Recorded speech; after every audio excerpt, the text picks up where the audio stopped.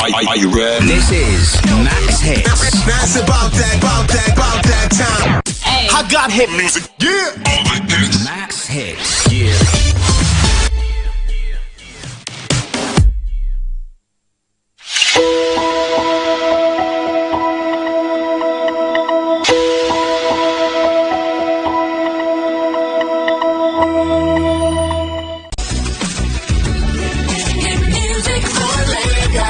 As the morning light filters in, the Max Breakfast kickstarts your day from the bedside. Bring you the morning vibe and plenty of ginger to start your day right. Join us on the Max Breakfast as we help you sing your day one step at a time. On Max Hits, we've got the ultimate playlist for you. We give you back-to-back. And all the biggest news from the world of entertainment. Only on Max Hits. Area. Waiting the apple, waiting the shop. You need to know what you need waiting the 102.3 Max FM. Lagos, Nigeria, you're welcome to the Max Drive. Whether you're there for inside motor, you're there for inside traffic, we're there for you with a Max. Late nights on Max FM is where we help you connect the dots and put you in that place where you are ready to do it right. We are dishing out the top hits of the week, counting down the biggest songs on your radio. Let's go. Right now. On Max Sports, we bring to you sporting events happening all around the world. It's not just sports, it's entertainment. You know what it is. It's the Max House Party. King Dion.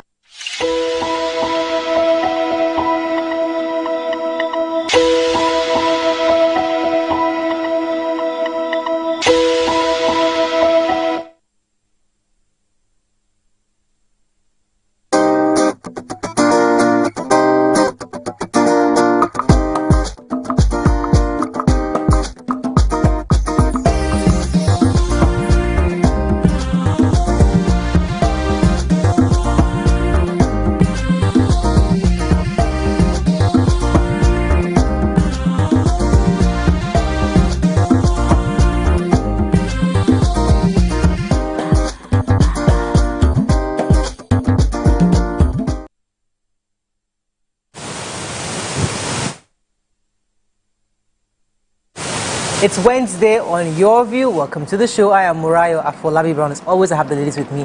YK in the building. How are you? You are looking at me surprised to see me here today. No, I'm not. You come on Wednesday sometimes now. I was just wondering that you might have preferred Thursday. How are you doing though?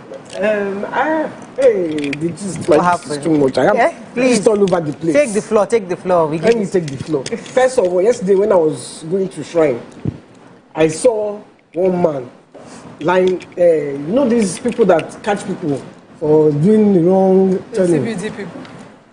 They had caught this one. They had caught his car. So they had hooked his car onto a towing vehicle. You know what he did? He went to go and lie in between the towing vehicle and his car. So if they tow the car, they run over him. I said, frustration in Nigeria is real. Plus the arresting officers, they were frustrated. Plus everybody was frustrated. So I found it funny. So I said to Okikiola, go and film it for me. But what are you filming? I said, I didn't want to. The situation looks very funny to me. That's why I was filming. That frustration, that one just lay on me.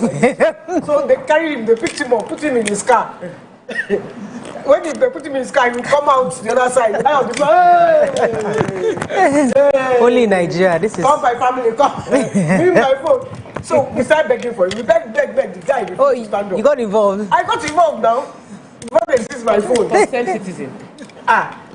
We started begging. In the end, they left him, but the guy said, I need water. Hey, come back, give me my phone, take my car. Drama. Anyways. Really drama. Then today now, coming, I just met standstill. Yeah, I don't know what happened. Lagos Ibadan Expressway. They said one trailer. Trying to maneuver to get here in time. I now passed in front of Shrine. By this time, I was dying to pee. I had to stop and trying to pee. Got down and came around. In the end, I got down by motorways. I walked to TVC. Yeah. As in you waka? I walked the bridge, crossed over. You're kidding me? I'm not kidding you. Oh my goodness. So sorry about that, YK. Oh. Well, So that's why I will not be late. Yes, well done. Well, thanks for the sacrifices. You have achieved 1 million steps. Raja, Nima, Akashat Zuberi, how are you today? I'm fine, I'm fine. Like you just made me remember, Nigerians, if we don't want something to happen, we'll go anywhere. Drama. When I used to litigate before I had my daughter, I was in court one time. They wanted to arrange this returning offender. The magistrate already knew him, and she had told him, the next time they bring you before me, I'll make sure that you go to prison forever. So once he came and the magistrate seated, the guy started resisting going into court. The first time he fought them, later he tore off his clothes, he was completely nude. Totally naked, everything, and then the next thing I saw, we were still resisting being brought into the dock. And before we could say Jack, the guy just sat in front of the court there and stood in the court. Insanity. It was in one day I witnessed all three. Everything, all the possible dramas. I witnessed all three from one person. There was nothing, the woman said, put him outside there and I ran him from the window. Are you for real? What will Nigerians not do? Anyway, how are you? I love your outfit. I absolutely. I feel like you should just hand it over. It should fit actually. The hand will be a bit tight. It will fit. This is Jade Jacobs, hair by BC. I had a very. You joined those with that short gang, yeah. Because the weather is going to get hotter and drier as the time goes, and convenience is going to be peace of mind. So BC hooked me up. I didn't want to do the same color everybody was doing. I said, let me spice it up a little bit. But since on Saturday we had the praise party, Sunday we went in for retreat. As in, I'm feeling better refreshed this morning. I slept like a baby yesterday. Activated all the way, which really supported my because I had blood flows. But I feel very grateful to God. Thankful for all the consultants that came to speak at our retreat. I did not promise them a dime. They did not ask for a dime. There are very few people like that. People have sent invoice. And I need to acknowledge them. Mrs. Obasa, thank you. Mr. Ladimeji, thank you. I'm not giving their full names, so it's not like I'm hyping. I just want them to know I'm truly grateful. Uche, thank you. Thank you for being so thoughtful and pouring yourself into my team. You were so gingered after the retreat, so thank you. God bless you. What's your staff strength now? We're 18. Oh, wow. Congratulations. That's nice. Good. Well done. Have you been noticing the Lagos traffic? No, I haven't. I've been hearing about it, but I haven't entered it. I'm going out today. I'm likely to get into it. I'm praying. Somebody said 3 hours. Somebody said 5 hours. Somebody did 5 hours. I haven't been going out. I did 4 hours on Saturday. From where to where? Somebody did. From Freedom Park to Agungi. Imagine that. 4.5. We left Freedom Park around 10:30. We got. Somebody wanted to pick up somebody. That 2 a.m. There's traffic. Lagos traffic is not happening even at 2 a.m. No, it's on that. Let's just talk about that because yesterday, my two staff were supposed to come and pick up rice for a delivery at somewhere on the mainland. They didn't leave my place till past 6. They didn't get to my place before 6. They didn't leave. They couldn't even carry everything. They have to come back, and I told them, if you want to do this trip from that your axis, it's a 6 a.m. trip. If I live in that axis, I won't leave home later it's than crazy, because somebody came to me from Aja the other day. She said from Aja, she told us just to get to Third Mainland Bridge, took her 3 hours. I say 4 hours like what this. Happened in those areas? I will tell you what happened to me in the car. Anyway, thank God. This is a beautiful time to be on mainland. Me from the wedding I was coming from. That one was, I left around after 6. I got to Freedom Park around 8:30. I said, let's go on a very short break. We have to. It's my. For me, I'm on the road today, and I just hope that I don't get in traffic. I pray for Stay with us. We'll be right back.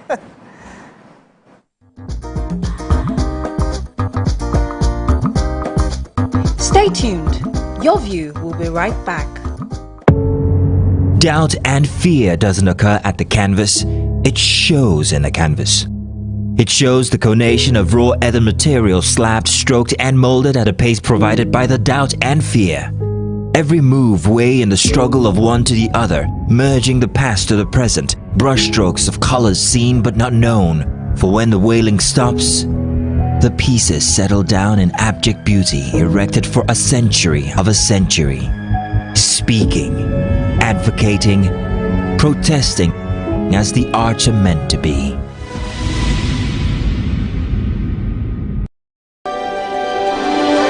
TVC Communications, Nigeria's leading independent broadcast company, has been officially designated as a great place to work. Over the past 3 years, we have transformed our workplace into one which is respectful, caring, rewarding, and provides great benefits to all our 500 employees. We thank our team for giving us the chance to show that partnership between employer and employee really works. TVC Communications, officially designated.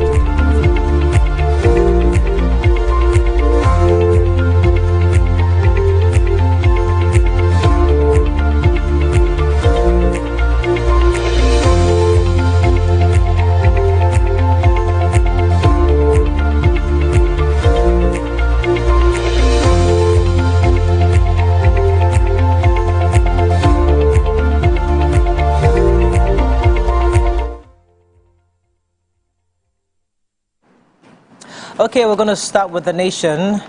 Insurance sector shakes up likely over imminent recapitalization. Ondo APC quakes. Ikpea, why I want to be Edo Central Senator. First Lady's initiative lifts 9,500 elderly citizens with a 1.9 billion naira.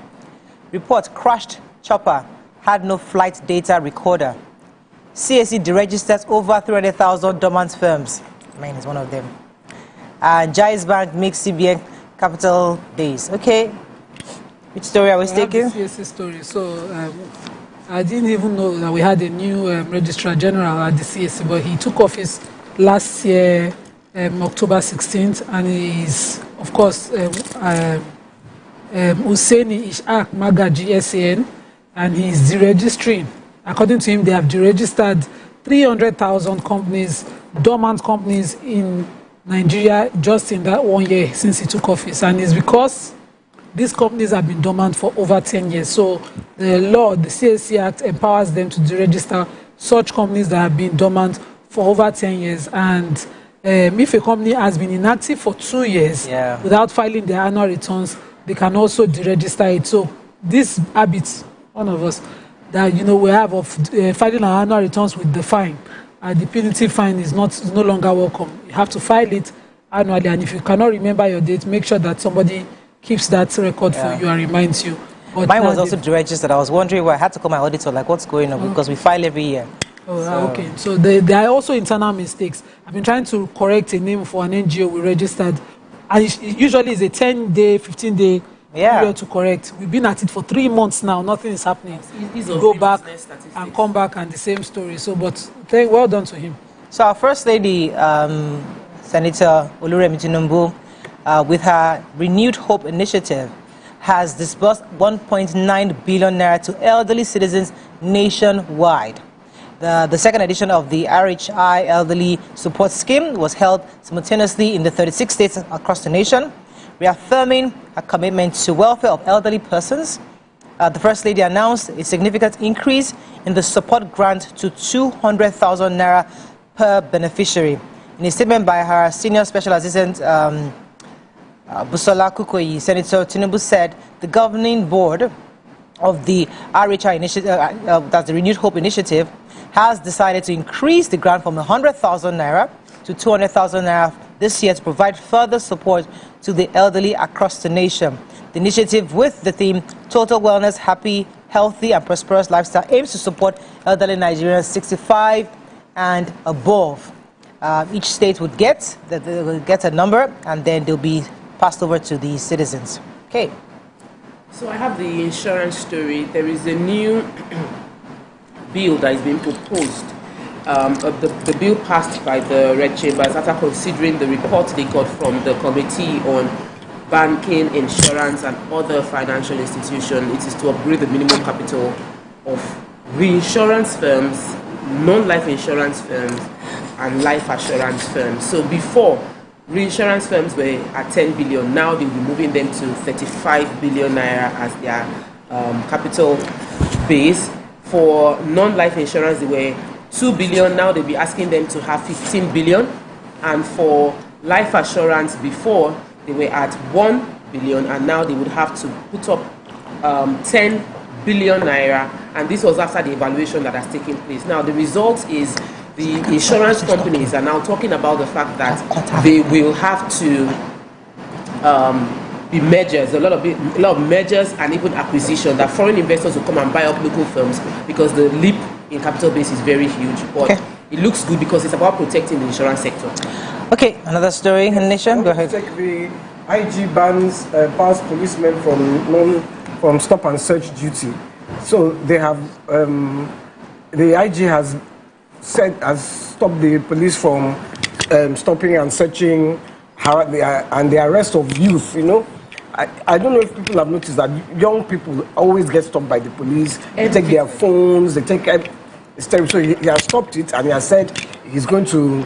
He sent a memo saying the errant officers and their supervisors would face severe punishment if they continue to do these unlawful activities. And the paper is also saying it followed the assertions by Kemi Badnoch saying, talking about the police abuse, how they took her brother's shoes and his wristwatch, you know. So, and they're also saying this harassment of youth is what ignited the 2020 NSAS thing.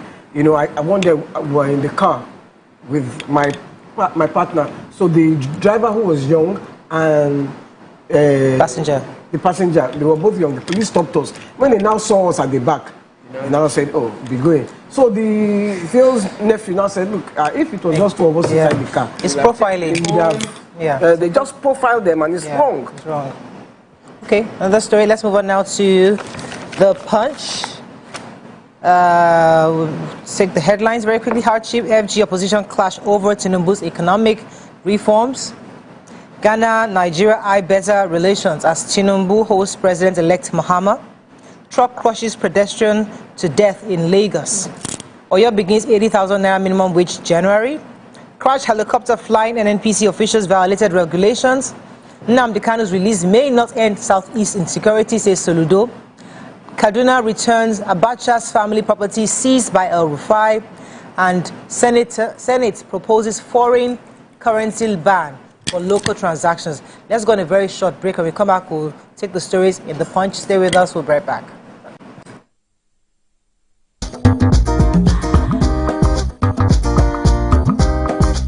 Stay tuned.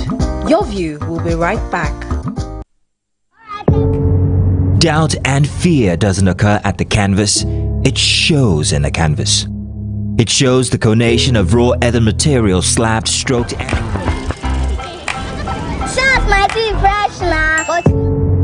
Doubt and fear doesn't occur at the canvas, it shows in the canvas. It shows the conation of raw ether material slapped, stroked, and molded at a pace provided by the doubt and fear. Every move way in the struggle of one to the other, merging the past to the present, brushstrokes of colors seen but not known. For when the wailing stops, the pieces settle down in abject beauty erected for a century of a century. Speaking, advocating, protesting as the arts are meant to be.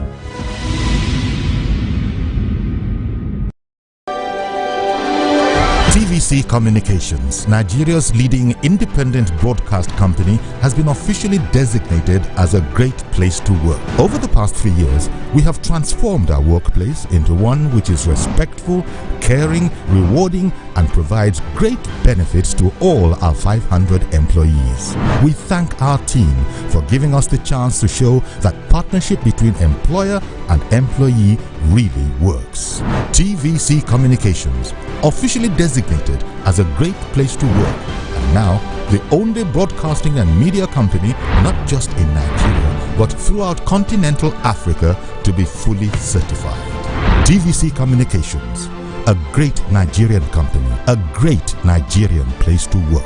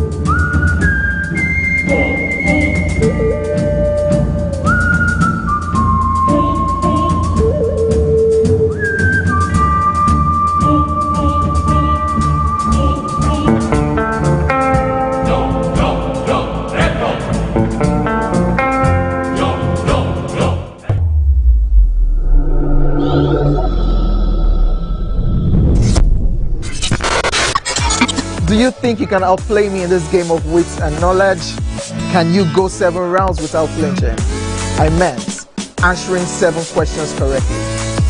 How well can you hold your liquor? If you're curious, then join us for the most exciting conversation and games with your favorite celebrities on 7 of 7.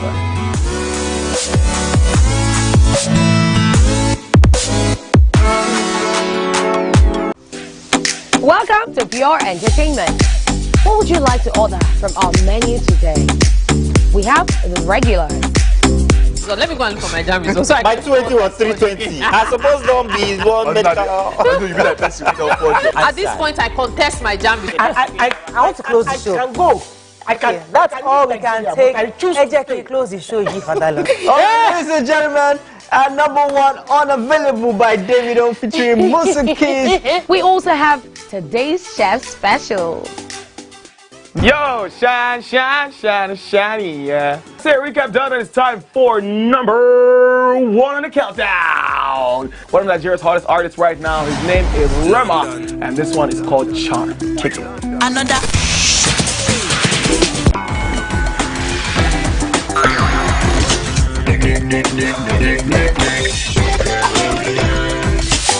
For dessert.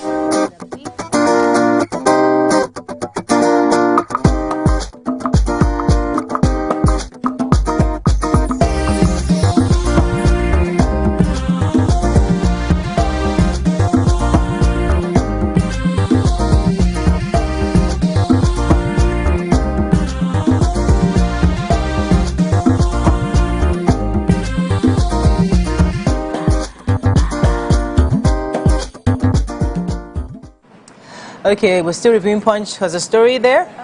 Senate proposes to ban foreign currencies for local transactions. So, Senator Ned Nwoko is the chairman of the Senate Committee on Reparations and Repatriations, has proposed this bill, seeking to alter the Central Bank Act of 2007 to prohibit the use of foreign currencies for remunerations and other related matters. And so the bill is looking to, of course, ban the use of foreign currencies for payment and transactions of salaries, transactions, local transactions conducted in Naira, and seeking to eliminate discriminatory practices and strengthen the confidence of the local currencies. They are also looking with this bill to ban the use of particularly dollar, pound sterling, and other foreign currencies for domestic transactions, which he considers a colonial relic, and that it continues to hinder Nigeria's economic independence. The bill also seeks to prohibit salaries, transactions, payments in foreign currencies, ensuring all workers, including expatriates, are paid in Naira, and also that crude oil and other exports to be sold exclusively in Naira, compelling international buyers to purchase the currency and drive its demand and value. This says this will position the Naira as the central currency for all financial operations, reinforcing its dominance in the economy. He says it will also abolish informal currency markets that undermine the formal economy and encourage unethical practices such as round-tripping by banks. I'm totally for this bill. I hope it works, particularly for exports of crude, because that's what we have, and then constantly we're looking for, for foreign exchange for other deals. Remember when we went to this, there was a salon that they invited us, and their bill was in dollars, and I'm thinking, while I was down, those were, in this Nigeria, then we have become everything. There's audacity. There's a spa. He said the entire bill, $30, $10, $40. Where is location? After they will say government. Let me just leave. But they are facing the reality of paying in dollars. The governor of Anambra State, Professor Charles Soludo, on Tuesday said that he doubted if the release of Nnamdi Kanu would end all the insecurity and pervasive insecurity in the southeast. He argued that criminals had hijacked the Biafran struggle and exploiting the Biafran struggle and the Kanu's name to perpetrate organized crime and fuel insecurity in the southeast. He noted that under the guise of agitation, these individuals had turned to a lucrative criminality, engaging in armed robbery, kidnapping, cultism, and idolatry. He insisted that their activities had nothing to do with the genuine liberation of the Biafra struggle. Speaking yesterday at the press briefing, he added that the so-called agitators have transformed into organized criminal gangs, and that in the past 2 years, they've arrested over 99% of those who they were arrested, 70% being non-indigenous of the state. So people come in to use the Biafra struggle to perpetrate crimes, and this has taken a life on its own, and they have to take it head on. Yeah, I wanted to take the accident. The truck crushed a pedestrian at mile 2, you know, in the Iyano Ishashi area of Lagos State. He said he was trying to make a U-turn, and he was going very fast, so he veered out of control and hit a pedestrian. They said it was the excessive speed and that caused the who takes responsibility accident. for stuff like this? You know, that's why the insurance company. Yes, that's why the insurance companies need to be recapitalized, so that when things like this happen, your third-party insurance should actually pay off the person. But Nigerians are not educated about this. There's something called pay the family. There's something called accidental homicide. Some like this where you ought to be careful. Yeah, slow down. You're approaching a bend, you want to take a turn, you ought to be on your brakes. To be criminal, and you were on a fast accelerator. So but we don't even have cameras to have evidence to show that he was criminally liable. I think they were eyewitnesses because they had a brake failure as well. You know, so their cars are not even in good condition, so they should all have insurance compulsory. Okay, another story in Punch? Yes, quickly, I'll take it very fast. It's just an update. Kaduna State has reinstated the properties. So the properties belonging to the late military, dictator, General Sani Abacha, during the administration of his predecessor, Nasir El-Rufai, the current governor, has reinstated those properties. The former governor El-Rufai took out those properties because of some infractions, and the lawyer of the Abacha family, Ruben Atabo SAN, has confirmed the reinstatement and described it as a significant development, saying that the revocation was publicized and an embarrassment to the Abacha family. However, the governor's statement of reinstatement, in the letter of reinstatement, he said that there's a strict condition for the revocation, that all the charges and outstanding fees should be paid. So the expectation is that the Abacha family would make those payments and the properties would return to the Abacha family. And that's basically the story. Vanguard, Unitard, security agents may make highways hell for us as travelers. PDP kicks as Edo Assembly, suspends council chairman and vice for 2 months. Nigerians paid 2.23 trillion as ransom to kidnappers in 1 year, says NBS. Tax reform bills. Critics cannibalizing documents for selfish interests, says NECA. And Okwama, Army releases 81-year-old Ukugbaye to Senator Dafinone. Okay. So I have the NECA, Nigerian Employers Consultative Association, just adding their own to the, of course, the tax reforms bill and the people who are opposing it. So in an interview with the Vanguard, the Director General of NECA, Mr. Adewale Smart Uyeride, countered claims of non-consultation of relevant stakeholders before the bill was sent. He said that they were part of, the private sector were part of the presidential committee, and through their representatives, they participated actively in the work of the committee, saying that people who are against this bill cannibalizing it mostly are doing so for selfish interest, and some haven't even read the bill in detail. You know, they'll say, they didn't carry us along. Nobody told us. They're not aware. That was their usual narrative. This time around, they called all the members. Because remember when that committee was set up, it had people from both private, even what they call the civil service. Everybody was part, just to have an understanding. Then the bill comes out, saying they did not carry us along. So, Rapper and Ojalo, they should use to carry them. Back them up. I was wondering what you're saying. Okay, let's take one more story and we'll wrap up. Yes, so Mikey, you have a story? No, just one of the elders from Okwama has been released with the intervention of Senator Dafinone. The people have been dying. 2 elders have died inside military detention. They've been detained since August this year, and they've remained in custody. One of the sons got a phone call from an insider to say his father had died, so he broke the news, and he said they had paid up to 400,000 for his upkeep to the military. So they're even paying to look after their own father, their fathers, and these people. You know, the story touches me because you haven't taken them to court. You've arrested them. These are elders. There is no way they're the ones that committed the offenses. You have arrested them so that you are thinking their children or whoever will come. It's not fair. You know, if there is injustice, let's say that we're not even saying that what they did to the soldiers was right. It wasn't. But two wrongs don't make it right. You know? Okay. There was this story here. Final story.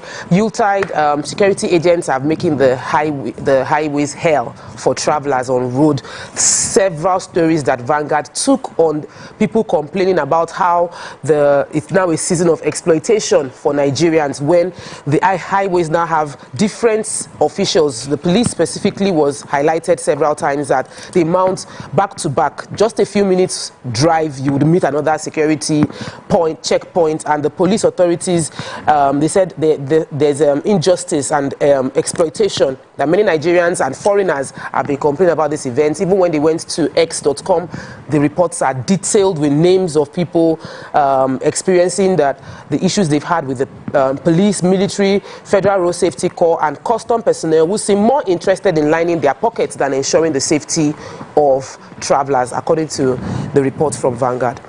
Okay, that's all we can take on Front Page Review.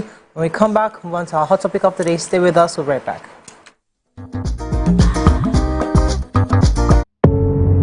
Doubt and fear doesn't occur at the canvas. It shows in the canvas. It shows the conation of raw ether material slabbed, stroked, and molded at a pace provided by the doubt and fear. Every move weigh in the struggle of one to the other, merging the past to the present, brushstrokes of colors seen but not known. For when the wailing stops, the pieces settle down in abject beauty, erected for a century of a century. Speaking, advocating, protesting as the arts are meant to be.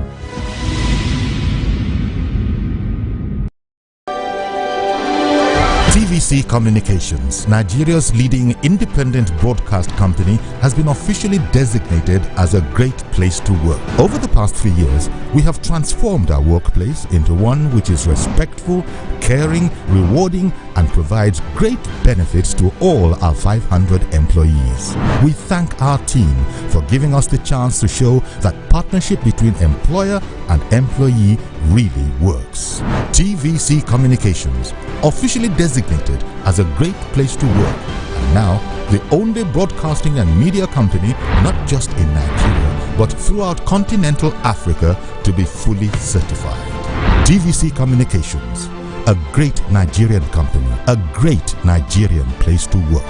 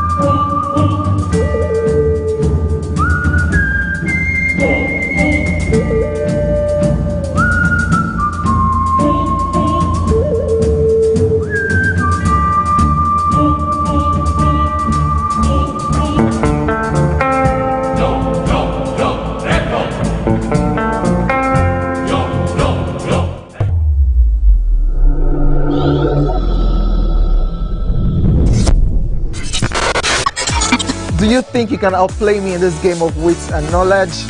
Can you go 7 rounds without flinching? I meant answering 7 questions correctly. How well can you hold your liquor? If you're curious, then join us for the most exciting conversation and games with your favorite celebrities on 7 of 7.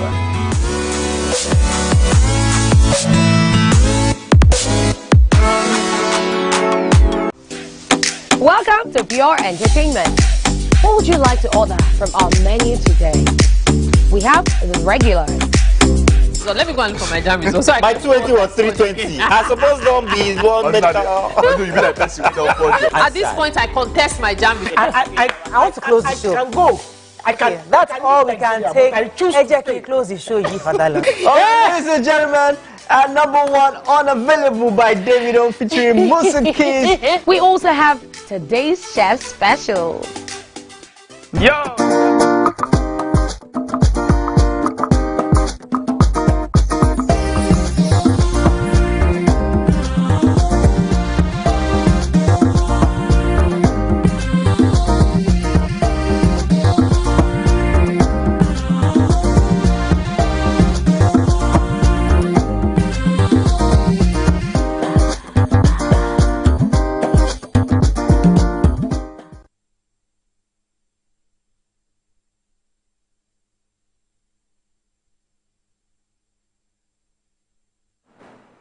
Thanks for staying with us. Join us to discuss their role in basic education, literacy, maternal and child health, economic and community development is Mr. Jide Ogunleya, entrepreneur and Rotary member. Welcome to the show. Thank you for having me. Congratulations on your role as the president. Thank you very much. So tell us a bit about the investment that has been put in basic education, because obviously many people realize that basic education is a core part of education, and in the past local government was responsible for that, but unfortunately they were not able to sustain that, and private sector in some ways have tried to help to bridge that gap.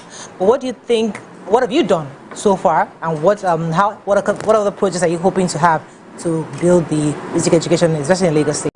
Okay, thank you very much. Quite a lot has been done as far as basic education is concerned. In my club in particular, we've built and developed ICT laboratories across various schools in Lagos State.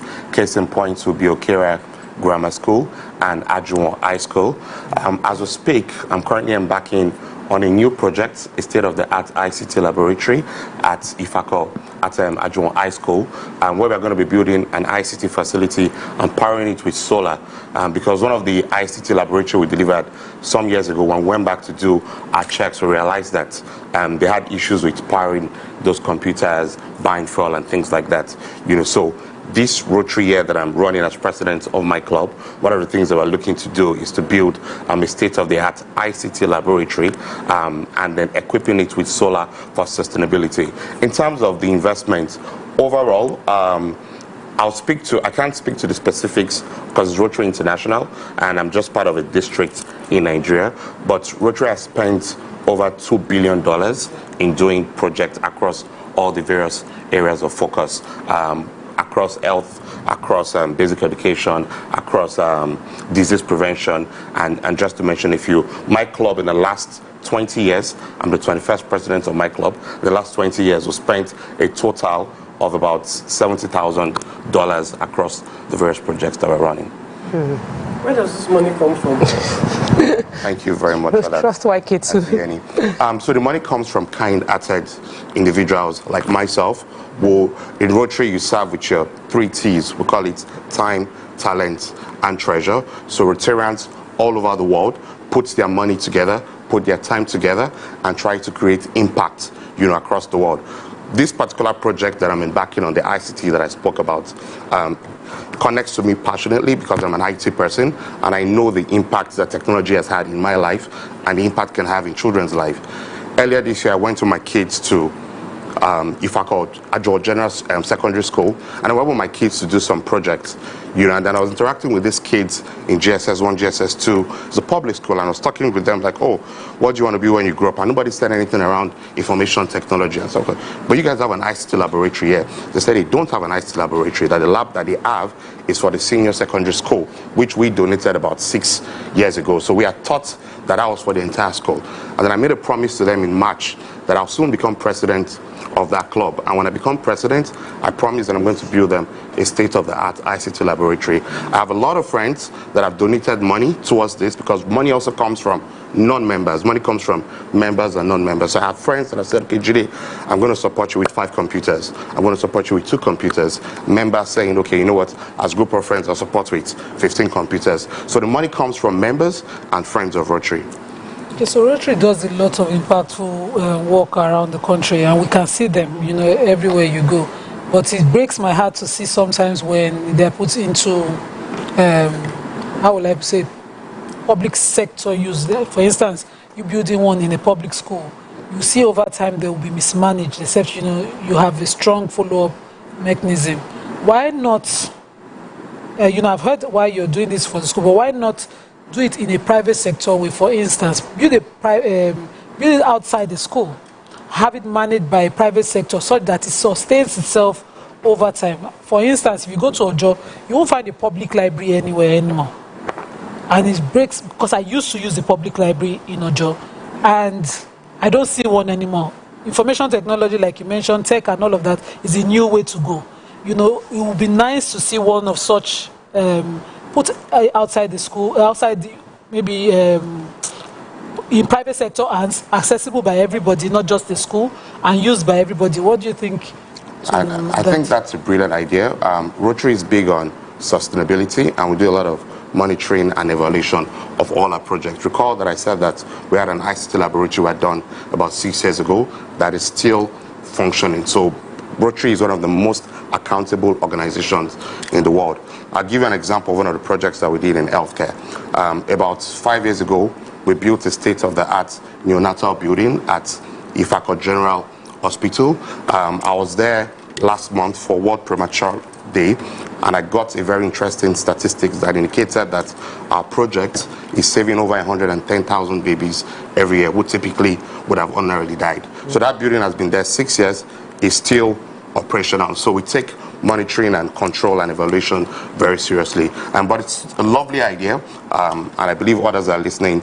It's something we could consider if a private sector would do it better. But sustainability is a critical part of the projects that we do. The healthcare project that I spoke about, we got a grant of $17,000, you know, to equip. We built it with our money as members, but we got a grant, a global grant of $70,000 to equip it, and it's been on there for about 5 years, and it's still doing very well because of monitoring and control.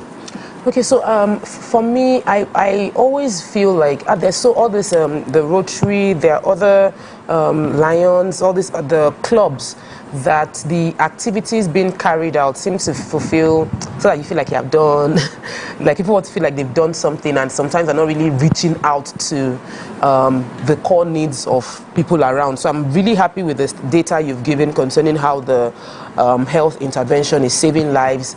But can you give, because the project you're passionate about is ICT, the ICT place that you're trying to push, what will be the impact? What do you foresee? How many lives would that place we've put together will be impacted, and how? And just talk about that. Yeah. Okay. So over the next 3 to 5 years, if that system is in place, you know, just the way we've envisaged it, and we're looking at 5 to 10,000 impact, because, you know, you'd have people going GS1, GS2, GS3, you know, passing through that facility. So impact is key for us. But beyond ICT, you know, I'm passionate about everything, not just, you know, ICT. But impact is critical to us. I'll tell you a quick story of why we did the neonatal building. About 10 years ago, someone walked into our club, and then, you know, she was downcast. I had not joined at the time, and someone asked her, "What's wrong with you?" She said, "Oh, that there's this family that has been expectant for about 8 years, you know, and they eventually just had a baby, but unfortunately, these babies are most likely going to die." And I said, "Why?" She said, "Because there are no incubators in place for those babies." 2 days after, you know, we followed up, and then those babies had died. You know, and from that point on, my club decided that we would always donate incubators to Ifako General Hospital. About 6 years ago, we came up with the idea of, let's build a neonatal building, you know, that would just focus on neonats, you know, and then that's why we built that. While that building was being built, I was the project coordinator at the time. I met a friend, you know, and like, "Oh, how you doing?" She said, "Oh, her sister just had a baby out." A few days after I'd met her, I saw, like, "How's your sister?" She said she lost the baby, and they had waited for like 5 years. But guess what? That baby would have lived if our project was ready. That's the building that now saves 110,000 babies every year. Fantastic. So futuristically, where do you hope to take your club to, and what other projects are you hoping to do aside from what you've listed so far? So thank you so much. So futuristically, we are looking at getting another global grant. You know, I spoke about a global grant for this building, and we are looking at equipping at least 5-6 more secondary schools within Lagos State. I understand now that we have to get approvals from Lagos State before we can get into those schools. So we are looking at creating more ICT laboratories. We are looking at also doing another neonatal project, because that building in Ifako General Hospital, we have people coming from Badagry, people coming from Ikorodu, people coming from Ogun State to use that same facility. So we are looking at replicating the success of that in other parts of Lagos or other parts of the country. So more impactful project is what we're looking for. Congratulations and well done. And we'll Thank you so much. Best. Thank you so much. Right, that's all we can take on this segment. When we come back, we continue with the show. Stay with us. We'll be right back. Doubt and fear doesn't occur at the canvas, it shows in the canvas. It shows the conation of raw earthen material slabbed, stroked and molded at a pace provided by the doubt and fear. Every move weigh in the struggle of one to the other, merging the past to the present, brushstrokes of colors seen but not known. For when the wailing stops, the pieces settle down in abject beauty erected for a century of a century. Speaking, advocating, protesting as the arts are meant to be.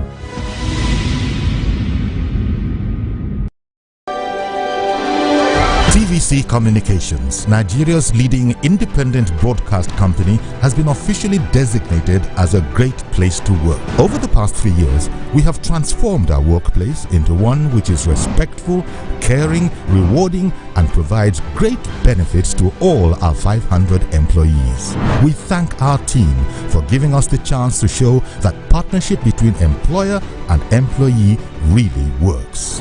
TVC Communications, officially designated as a great place to work, and now the only broadcasting and media company, not just in Nigeria, but throughout continental Africa, to be fully certified. TVC Communications, a great Nigerian company, a great Nigerian place to work.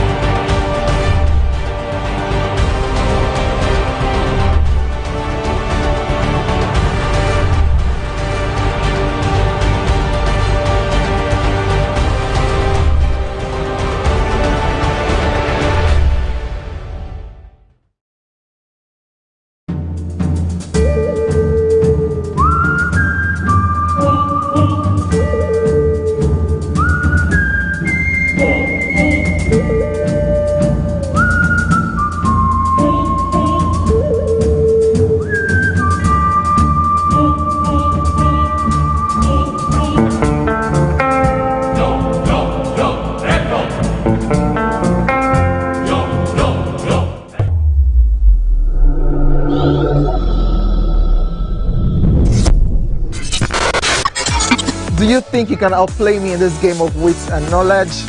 Can you go 7 rounds without flinching? I meant answering 7 questions correctly. How well can you hold your liquor? If you're curious, then join us for the most exciting conversation and games with your favorite celebrities on 7 of 7.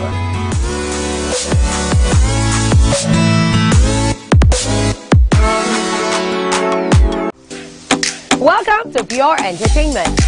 What would you like to order from our menu today? We have the regulars. So let me go and look for my jam results. So My 280 was 320. I suppose don't be one medical. At this point, I contest my jam results. I want to close the show. I can go. I can. Okay, that's all we can take. I choose to Ejeki, close the show. Ladies and gentlemen, number 1, Unavailable by Davido featuring Musiki. We also have today's chef special. Yo, shine, shine, shine.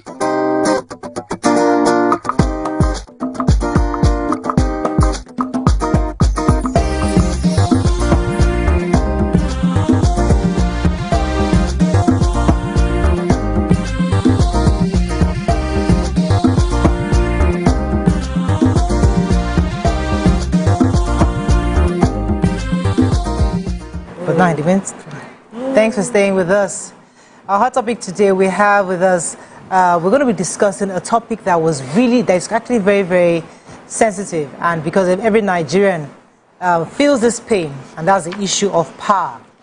There was a story that went on social media, and actually a report of Senator Adams Oshimole on social media, where he said that the privatization of electricity is not working.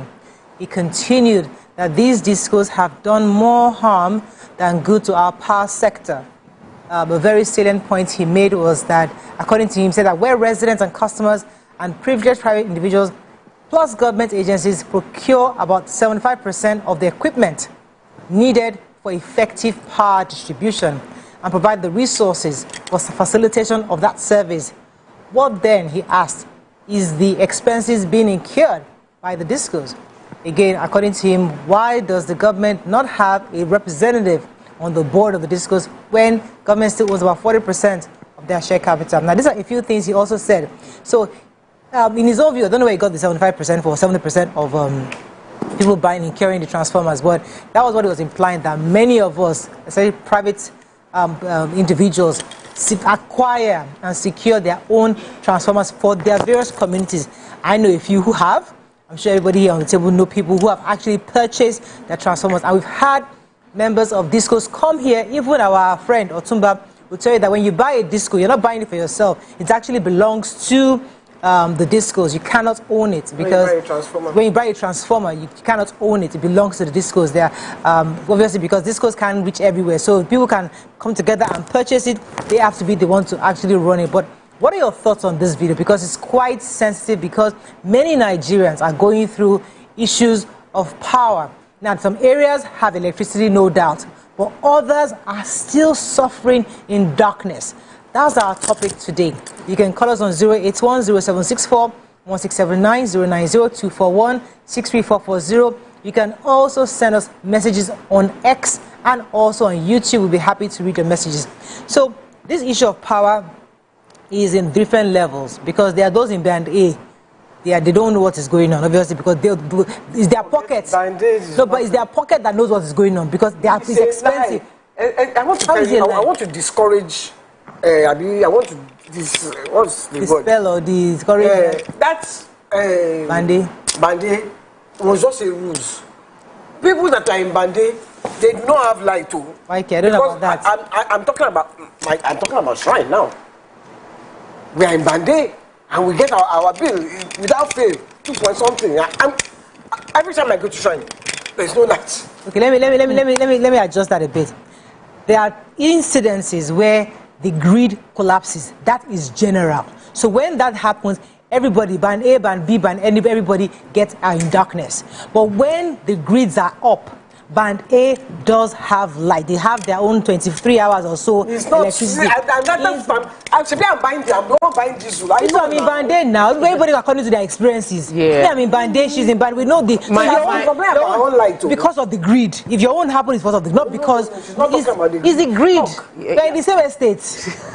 What you said before. Yeah. So about this time last year, 2 years ago, we had days. Of course. Days where there was no bandit then now. And it was based on our special arrangements. We were paying premium. And then band A now became norm. We still had lights. And then in recent times, there is no other day they don't take lights. Like, it's now in norm.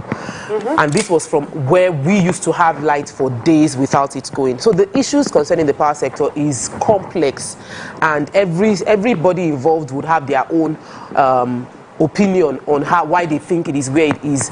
But from the perspective of the average Nigerian who is being forced to pay band A fees after they are having to cough out money for infrastructural changes within their area, it is extremely unfair for the government not to have the ability to speak up for Nigerians within the power sector and the places where these issues are happening.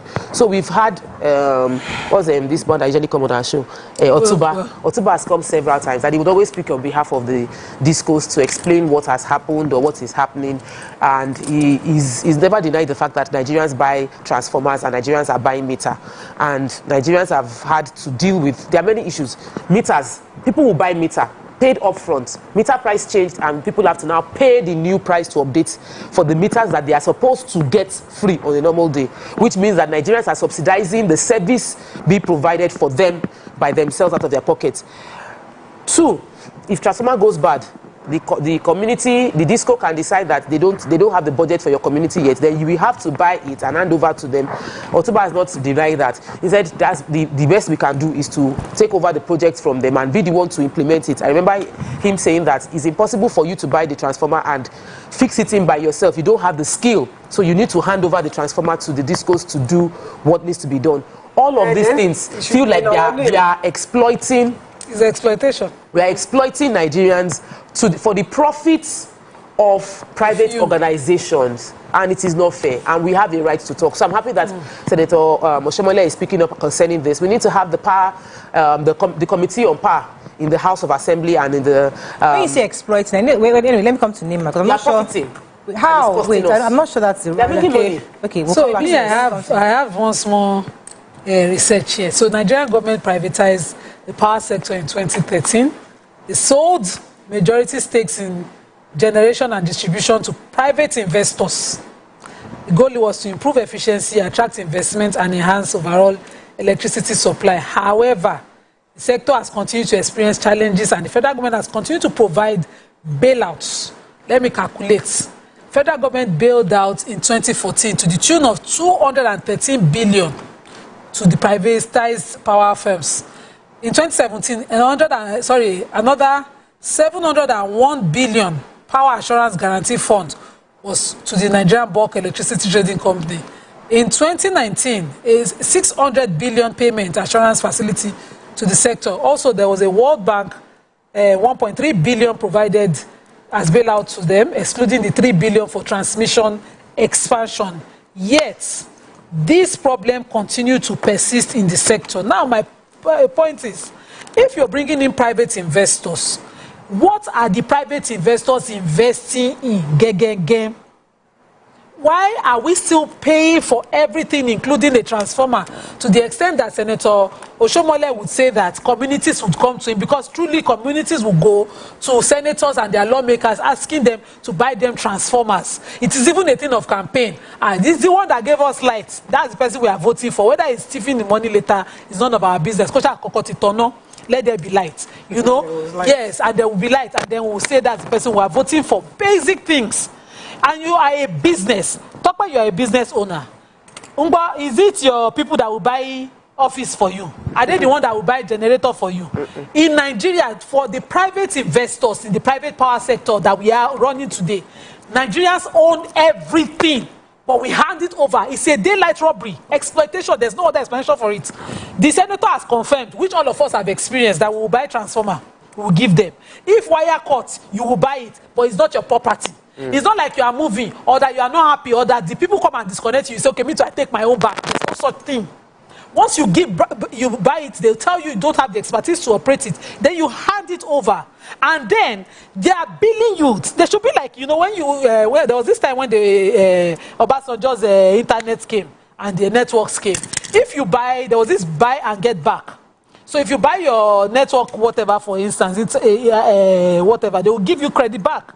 So you have some callback credit and there's a clear understanding of that. But there's no community in Nigeria waiting to hear one who bought their transformer and the people did not get a concession for a period. A concession for a period. You know? Let me tell you what. I get that point. Let me just tell you, my friend, their transformer blew. So they now started wanting to donate money to repair the transformer. NEPA now told them that, no, it's not you people that will buy the transformer. It is the businesses, the hotels and this thing in the area that will buy this. Because if we tell you people to buy transformer, you will now start making noise. You bought transformer, you bought transformer. So we don't want your money. We want the money from. So those people, they waited 6 months. And this, my friend, did not have that for 6 months till the businesses could donate the money of that transformer. They bought the transformer. When they repaired the transformer, something blew again. Another 3 months. You want to know why? When you want to buy transformer, they are the ones that will point you to the shop that you will buy it. You will bring the transformer back. They know that the thing was coming, not have oil. Nima, I don't like this conversation. See, Moriah, I'm talking from I hear you. Listen. See, I'm a stakeholder. I said this, my friend. Never died from frustration. Can I put this in another perspective? I hear you, and because I'm a Nigerian, and we're all going through the same thing. I know that I have been in an estate, my mom says, where they put money together to buy transformer. I have experienced it. I'm saying, look at it from another perspective. We have a country of over 200 million people. Power was privatized. There's no way these, maybe, I can't remember how many they are, maybe 10 or 16. 2014. When it was privatized, how many of these discos can actually afford to buy transformers across the nation? Now, they're saying that we will buy the transformers. But if you cannot wait for us to buy the transformers and you're in a hurry, you want go and buy it. If you wait for us, no problem, we will get to you. It will take us time. It might take us 10 years because we are going through every community. It might take a long time. We can't provide it. However, if you have the access, you have the funds, you have the resources, go and buy it. When you buy it, we will help you to connect it. No. But I'm trying to make you understand the reasoning. Now, where I agree with Nima, now when a community comes together and now buys the transformer, it is only right for there to be a concession, especially on the part of this school. Okay, you have bought it. Okay, for the next this month of months, this is the percent you get off because you purchased your transformer. That maybe the communities might appreciate that. That's where I can meet you halfway. But say that we should not buy transformers, we're going to be address it. Finish. So now you are out of light, and it is criminal. It should be criminal that you are in darkness for any reason for 24 hours in this country. Okay, you're out of light and the transformer is the issue. It is not from our generation. Especially if you're in Bande. Yes. Especially if you're in That's Bande. A great problem. Hold on. So now you don't have... This one not concern greed. Disco should be telling you that we will make sure that you get quality transformers that you will pay for. And we are giving you a concession for a period of time in that neighborhood. There will be no any kind of billing. So that we can then claim fully with our chest to own the transformers. So that when you are handing it over, there will be no daylight robbery. You see this on these grey lines in between. It is okay, let me go on a short break. When we come back, we take this further. Stay with us, we'll be right back.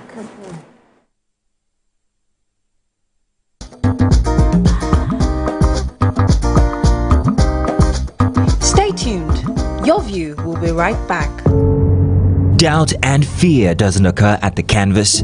It shows in the canvas.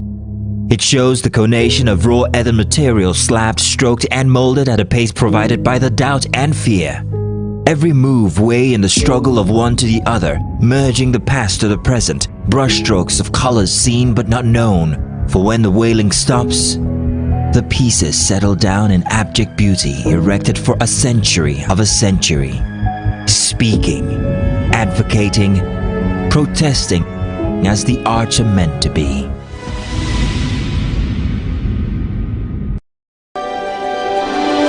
TVC Communications, Nigeria's leading independent broadcast company, has been officially designated as a great place to work. Over the past few years, we have transformed our workplace into one which is respectful, caring, rewarding, and provides great benefits to all our 500 employees. We thank our team for giving us the chance to show that partnership between employer and employee really works.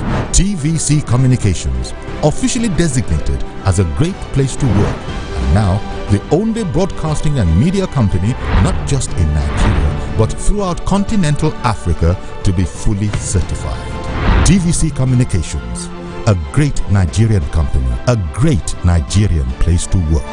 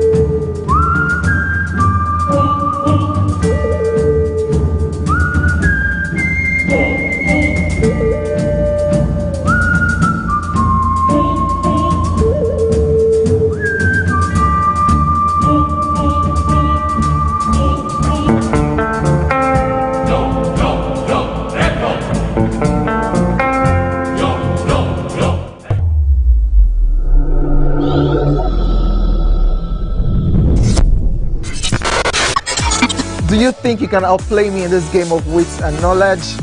Can you go 7 rounds without flinching? I meant answering 7 questions correctly. How well can you hold your liquor? If you're curious, then join us for the most exciting conversation and games with your favorite celebrities on 7 of 7.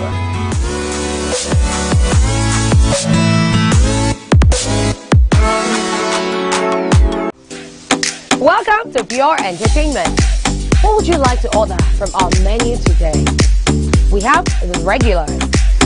So let me go and look for my jam results. So My 20 was 320. I suppose don't be one better. At this point, I contest my jam results. I want to close the show. I can go.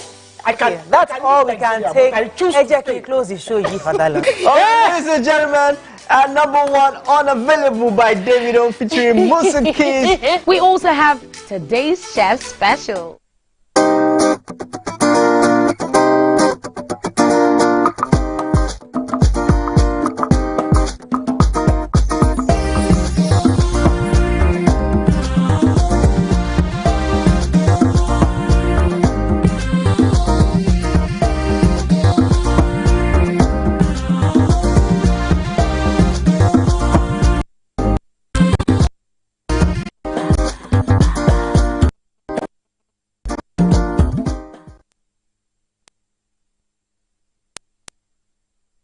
Thanks for staying with us. So I have a comment here from Mr. Paul Are.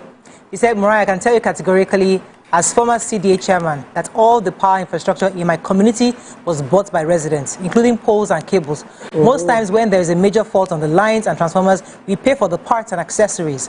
In fact, they ask we do it if we want repairs to be as fast. Also, if you buy infrastructure, they ask the CDA to write a letter stating it's being donated to the power company. If not, they won't come to install. So that's where I see the exploitation. That letter says that I'm donating it. And once they donate, you cannot claim ownership. And you cannot ask for a rebate. Or even a concession either. Because you see that rebate. So there is something that, and because there's an anyhowness that we have accepted in Nigeria. Yeah. Like, we do things that are very, very unusual. We do things that are blatantly wrong, and we've accepted it. And it's like, this is how we do our thing. So accept or get out. I went to Rwanda and we were exploring real estate opportunities in Rwanda. And I had conversation with RDB, that's their Rwanda Development Bank, with the MD of Rwanda Development Bank, with their minister for their housing. And the minister was telling us that if we are going to build houses for their citizens in Rwanda, that they would give us land. They would do the road to the land. They will provide infrastructure, power in the place we build. But the pricing of our house must fall within this price benchmark, which is where they have the largest chunk of people that need housing. So they have studied the market and they are selflessly trying to meet the need of their citizens. And we spoke to them and it was no mention of bribe. They sent us websites, register your company. We registered company right there and then. No need for any, it was like when I say ease of doing business, I left Rwanda and I was feeling sad. And I came back to Nigeria and we are having this kind of conversation. And it is defendable. It is defendable for discourse and even some government officials to defend why, this is how we've always done it. It is not right. It is exploitative. It is wrong. There are other countries right here in Africa that are doing it right, that are caring for their citizens and trying to serve. I love that. And it's not about having plenty money. It's about having the heart for the people. So it's not about this country anymore. It's about us. Yes, people. The problem with NEPA, the Nigerian Electricity Power, whatever, they changed the name. Is what they wanted to change. But this is how we have been doing it. Followed it. To when it became Disco, from when it became PHCN to now that it is Disco. That's how we have been doing it is wrong. How we have been ripping off is wrong. The concessions and the rebates should be part of negotiations for re-electrification of a disconnected community. If you are sitting with their ballet or whether it's their local government chairman, it should be part of that conversation. Right. We are bringing in your transformers, we are bringing in your wire is down, we are buying wires. All of those things should be part of that negotiation so that the books are completely transparent. You see this cover, don't worry, sign. handing over notes, the non-disclosure, all those nonsense. Yeah, there are too many grey areas. And they know because we're in the private system now. I can't remember where I heard the gist. I don't know if it was Oshimole that said it. They say every time national grid collapses, they use like 25 billion or something. Yes, to bring it back. I've heard that. To bring it back. Let me take. It was in the papers. Whether I read it or I heard it. Let me take Daniel's call. Good morning, Daniel. Every time. So this wait. Calm down. Daniel, thanks for calling. You're live. Good morning, Mr. Morales. Good morning. I'm calling from Oregon. Oregon, go ahead, please. Please, you said you mentioned about we buying the transformer. Just you can't wait for NEPA. But Mr. Morales, when they were sharing this prepaid meters, the NEPA were giving them accordingly. They didn't wait that okay after many years nobody bought the prepaid meter when they were teaching everybody freely. So why can't they do that too for transformers? Why are we going to be the ones to wait? We will buy the transformers one. We will be the ones to pay for the fixing too. The fuse, like the one that happened in Ikosi. The fuse went off. We have to pay for the fuse again with our own money. We didn't have light for like 2 weeks or so. The NEPA were there. We are the ones to pay for the fixing, the repairing, everything. And you are saying we should wait for NEPA after we are still paying for NEPA. Like we are just paying for a landlord. You are paying for the landlord's school fees. You are paying for the landlord house rent. You are paying everything for NEPA. Right. And you are saying that we should wait. How about now? Let me take this. You said be in our shoe now. Am I not in Nigeria? We're having a conversation. Please, Nigerians understand. A conversation means you see different angles of a conversation. I'm a Nigerian. I'm experiencing exactly what you're talking about. So I'm not defending anybody. I'm having a conversation from different perspectives so that we can reason together. Please, go ahead, Nima. So I wanted to take the NERC's regulation. I'm sorry, their warning that came out when this conversation started a while back. The NERC, that's the NEC, has stated that customers are not responsible for buying or repairing electricity assets such as transformers for distribution companies. That's the official cost of assets. So the cost of these assets are already included in the electricity tariff paid by customers. Financing. DISCO should finance the purchase of these assets through their own revenue, loans, and shareholders' funds. And their agreements, if a DISCO gets the funding it needs, customer can sign an agreement to purchase the assets. And the customer will then be refunded for the cost of the assets over an agreed period of time.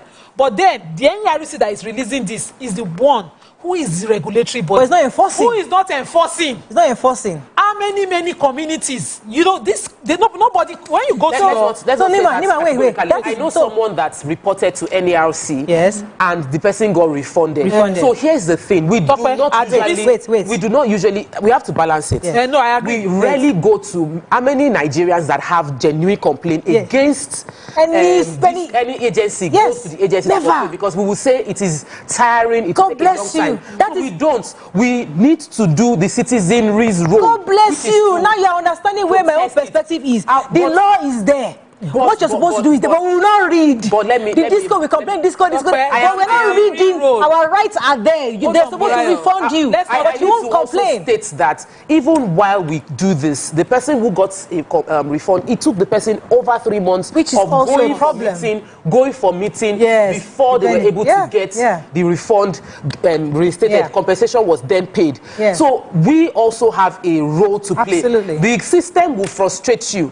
You want the system to work. You will hold the system accountable over a long period of time. The grid collapse that Rantieni was trying to say that we did not know. Factually, the Punch carried the story that it takes Nigeria, it costs Nigerian government 42 billion naira. Thank you. When the three plants collapse, when the collapse takes place, it cost us 25 to 45 billion naira to restart the system. And that was when the Senate was considering that let's revoke even this privatization to see how we can properly take over this. Okay, let me take this call. He's been holding. Is that a call? Yes. Hassan has been holding from Lekki. Thanks for calling. You're live. Hassan. Good morning, everybody. Good morning, sir. Go ahead, please. Good morning. As I'm talking to you now, I'm on Jen. And we have not been having light for a very long time. I lived in Lekki Scheme 2 here in Lagos. That's number one. And we provided everything here for NEPA to work. It's not working. And when you are talking about discourse, it was a foundational problem. They gave discourse to their cronies, to their lackeys, to their best friends, and to themselves. It's not a competitive bidding. Nobody is contributing anything. They are not bringing anything on the table. People that are incompetent are the people in charge of discourse today because they are friends of the politicians at that time.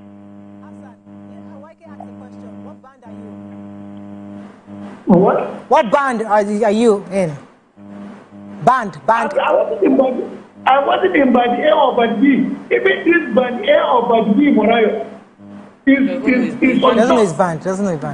All right. Mr. Hassan, they are bandless. Thank you very much, Mr. Hassan. Nima wanted to say something. Go ahead. They are bandless and bandits. Okay, go ahead. I was the going to say, billion. Yeah, if it costs that much every time, and the national grid has collapsed like 12 times this year. There's no way they can. There's no profit anymore. And that's why they're talking to Siemens to help us in that infrastructure. So, I mean, I know work is being done. We're frustrated. We're angry. We are going to continue to lament. But we know that work is being done to get it done permanently. So I need to ask you this question. I need to ask NEPA this question. So, the money that we are paying, like we are paying 2.something million. Yes. Where does that money go? Profit. What are you using it profit for sure? How do you know it's profit? Now because they are private investors now. There's infrastructure they have to pay for now. There are names on the board who will get paid. So the infrastructure, how does it get out? That comes from heaven. See, you are supporting me. What they are doing is leave the infrastructure part to forceful antagonism to customers. Somebody has to work with infrastructure. Take their profits and share. That's what we are seeing here. Let me tell you. When talked about this reporting to the NERC, some communities, your friend is lucky 3 months. Some communities, they will not leave you in that darkness. They will antagonize you. Yes. Oh yeah. So there's a factor. And the NERC captured that force in this message. They said they're going to punish airing discourse from forcing communities from going into this. But if they leave you in darkness and you are in a fish business or you are in a ice block business, so Nima, that's a Nigerians problem. That's not the infrastructure problem. That's not the policy. That's not a policy issue. These are Nigerians doing that to Nigerians. So that's something we have to address, which is separate from the issue. If you run a capitalist system without regulation, people will suffer. Certainly. So this regulation, NERC, you people should do more. Okay. You people should not just come and release statements like I can go and fight it by myself. I can come and tell the community in fact, before you get audience, I have sat at this disco office, one that is near us here. I slept in their reception for 6 hours, coming to protest darkness in my father's house. That was those years now. That was before Otumba got intervened. Influence. Otumba went to call one lady. She's supposed to be in their liga. I used them to cover her secrets. She came downstairs. Let me go on a break. Let me go on a break. I'm in a meeting in one accent and went back upstairs. I slept in the reception with my head bent over for 6 hours. Let me go on a short break. I have to take comments on social media because I have a lot of them. Be meeting for 6 hours. We have a lot of comments and we have a guest waiting. So let us take a few comments. Stay with us. We'll be right back. Doubt and fear doesn't occur at the canvas, it shows in the canvas. It shows the conation of raw earthen material slabbed, stroked and molded at a pace provided by the doubt and fear. Every move way in the struggle of one to the other, merging the past to the present, brushstrokes of colors seen but not known. For when the wailing stops, the pieces settle down in abject beauty erected for a century of a century. Speaking, advocating, protesting as the arts are meant to be.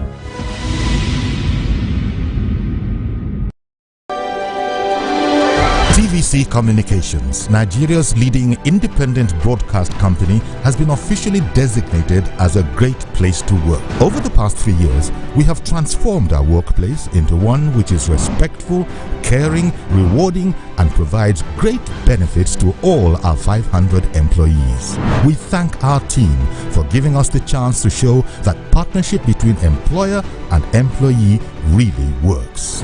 TVC Communications, officially designated as a great place to work, and now the only broadcasting and media company not just in Nigeria but throughout continental Africa to be fully certified. TVC Communications, a great Nigerian company, a great Nigerian place to work.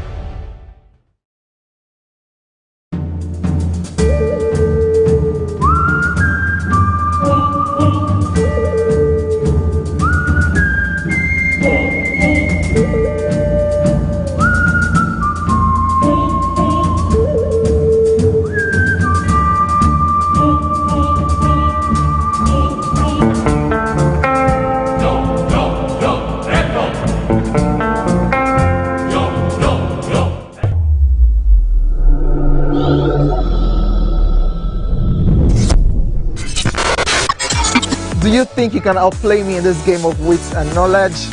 Can you go 7 rounds without flinching? I meant answering 7 questions correctly. How well can you hold your liquor? If you're curious, then join us for the most exciting conversation and games with your favorite celebrities on 7 of 7.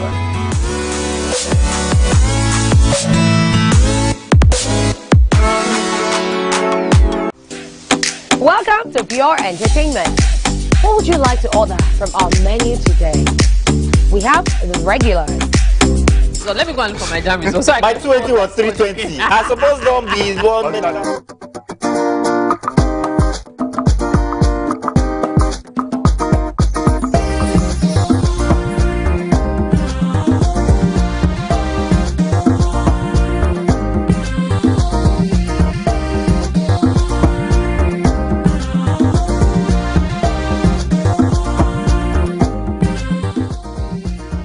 Thanks for staying with us. Let's take a few comments on social media. We have quite a bit. I have one that she said she wants to be anonymous. She says, yesterday I got home and my electricity was disconnected and I am on prepaid meter. My neighbor is not metered but had electricity. Do you know I called my marketer? They came, disconnected my neighbor who is not on prepaid but he had electricity and I was disconnected. I discovered he had bribed them to connect him on a phase I don't have.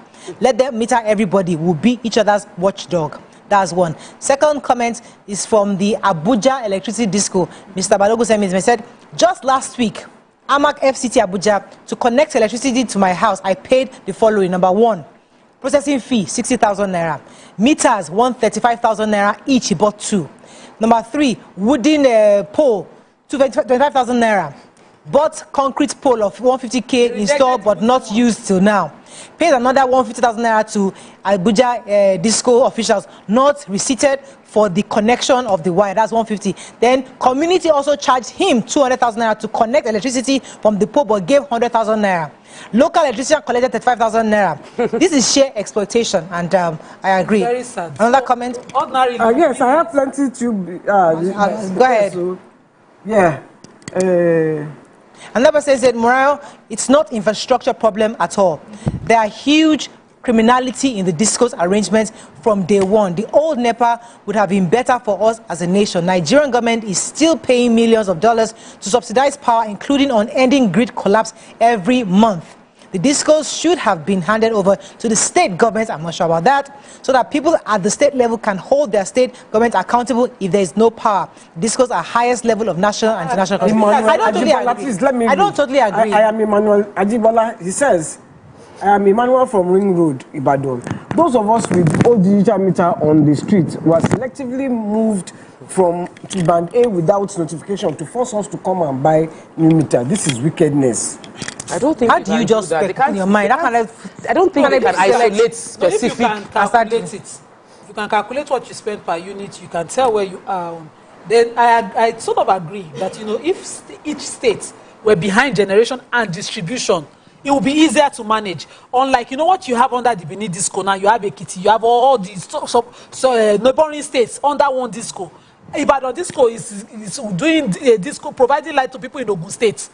You understand? So where the frustration come and you go to Orime Rumu here and they don't have light for days. How many things you have in government? I'm telling you, the people will still remain the people that needs to. No, that's just a suggestion. That's number 1. Number 2. Ordinarily, when you build your house, if we are doing our physical planning, our structuring our neighborhoods well, it's not like you build, you dig hole, you dig ball, you dig everything, you do everything yourself. You should meet a standing meter you want to connect to. Oh yeah. So the entire thing you want to pay to. That's an ideal In my own estate, we bought our poles. We bought our copper wires, every single thing ourselves, but we're still being built at Band A. Before now. So, you said every single thing ourselves. We came to a swampy area, built our houses, we did our roads, we did our transformer, and everything. YK, remember, there's Gencos. Somebody's generating that power for you. Somebody's transmitting it. Somebody's now distributing it. There's infrastructure. There's costs to that. So when you say they shouldn't charge you, how do you mean they shouldn't charge you? He said they shouldn't charge you. If you want to put me in Band A, make sure I have that light. Don't put me in Band A, then give me 6 hours of light and then be charging me, and I'll be paying what I should be paying if I was in Band F. Put me in band F and give me 6 hours of light. Don't give me 6 hours of light and put me in band A and then you charge me. I will still pay 2 million and still buy diesel. What are you saying? I'm buying diesel. I'm buying repairing transformer, repairing cable. Don't go there. So they should just put us in band F, leave us there, and not give us light. We'll be happy. So let me take this call. We have to rush. Good morning. Thanks for calling. Hello, good morning. You're live. Go ahead, Mr. Agutola. Hello, good morning. You're live. Go ahead, please. Hello? Are you hearing me? You're listening to the TV. We can hear you. Go ahead, please. No, okay. Good morning, ma. Good morning. Good morning, Auntie Jenny. Good morning, Lima and Tope. Good morning. May God bless you, Auntie Jenny. Thank you. Are you hearing me? Amen. Now, in my area, if we have any problem in life, do you know these NEPA people do still collect money for our hand? They'll be telling us that you are not paying money. They will not come just come and do that thing for you. They'll be charging you after you are collecting bills in Arena and Agbadona. They are giving us more than IID. Sometimes we didn't have light. We will not have light sometimes, more than 1 week, more than 3 days. And then in our area, they are shining the light. Some part of our area there, they are giving you 1 day off, 1 day on. Some are using 15 days off, 15 days on. Some are using 15 days off. Sometimes they don't have light. In fact, they are using light for 5 days or 10 days, and they are collecting high money. Okay. Some area in my area, they have bit of transformer. For 6 months, they didn't get light, and they are collecting money. Okay. So I wanted to say wrap that up. since we have, it's obvious that like I said, issues are plenty. But what YK said is very valid. If I am on band A and I'm paying, and many of us are in that space who are paying this huge sum of money that is supposed to guarantee us 18 to 24 hours of power supply, and you have proof that, and you can, the power people that are supplying us power can see that they are not able to meet up with that. Maybe they are giving us 12 hours, or they are giving us maybe 15 hours or 12. Let's even say 12 hours or below. Then they should, for that period, charge us band B. For that period, when you deliver on your 18 to 24 hours, give us band A.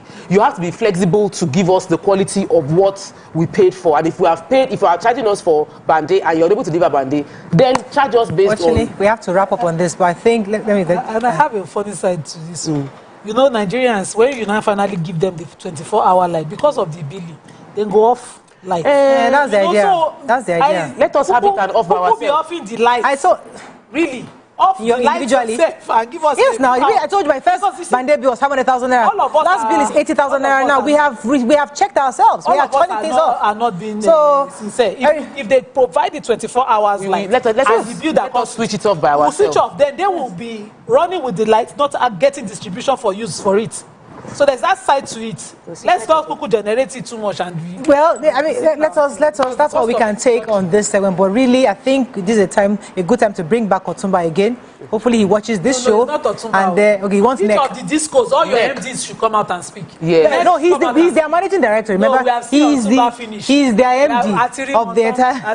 We have seen Otumba finish. Let's go on a short break. When we come back, we'll bring in our special guest for Wednesday, Women We Love. Stay with us. We'll be right back.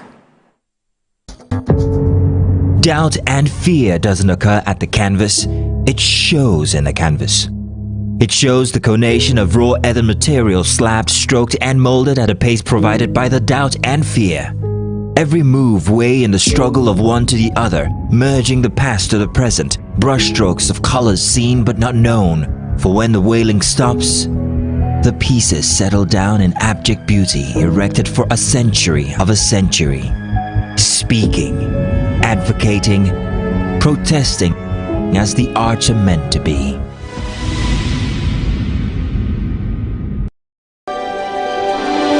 TVC Communications, Nigeria's leading independent broadcast company, has been officially designated as a great place to work. Over the past 3 years, we have transformed our workplace into one which is respectful, caring, rewarding, and provides great benefits to all our 500 employees. We thank our team for giving us the chance to show that partnership between employer and employee really works.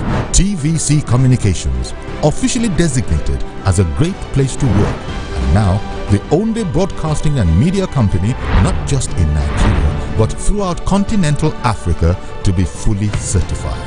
TVC Communications, a great Nigerian company, a great Nigerian place to work.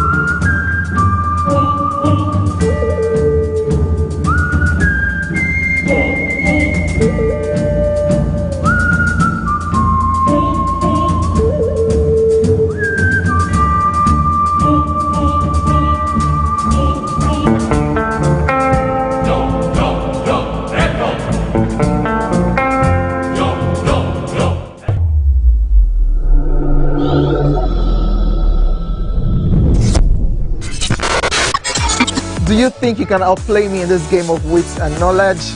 Can you go 7 rounds without flinching? I meant answering 7 questions correctly. How well can you hold your liquor?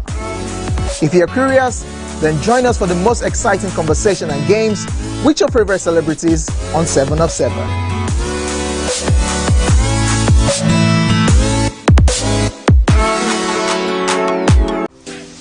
Welcome to Pure Entertainment.